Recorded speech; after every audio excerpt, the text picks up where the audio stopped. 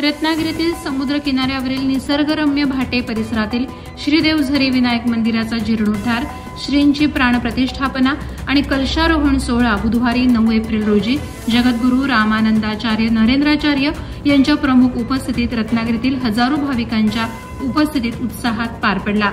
बुधवारी सकाळी जगद्गुरू नरेंद्राचार्यजी महाराज यांचे भाटे गावातून वाजत गाजत मिरवणुकीनं स्वागत करण्यात आलं, तेव्हा सारा परिसर चैतन्यमय झाला होता।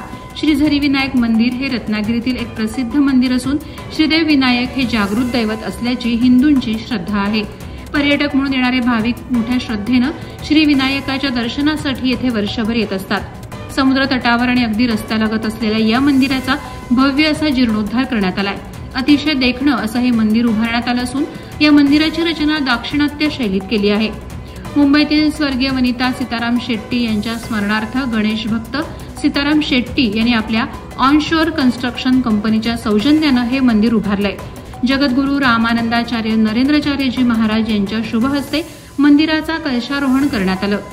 मंदिरातील सर्व विधी जगद्गुरू रामानंदाचार्य नरेंद्राचार्यजींच्या मार्गदर्शनाखाली यथोचित करण्यात आले।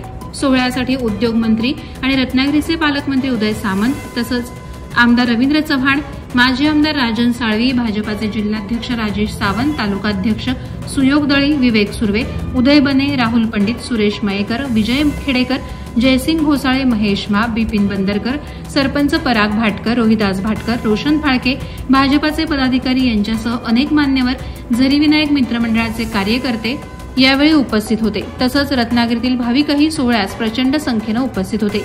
या भव्य सोहळ्यानंतर हे मंदिर भाविकांसाठी खुलं करण्यात आलं असून रत्नागिरी जिल्ह्यासह अनेक ठिकाणाहून भाविक आणि पर्यटक श्री विनायकाच्या दर्शनासाठी आणि मंदिराचा नवा साज पाहण्यासाठी आता येऊ लागले आहेत। प्रहार डिजिटलसाठी अनघा निकम मगदूम, रत्नागिरी।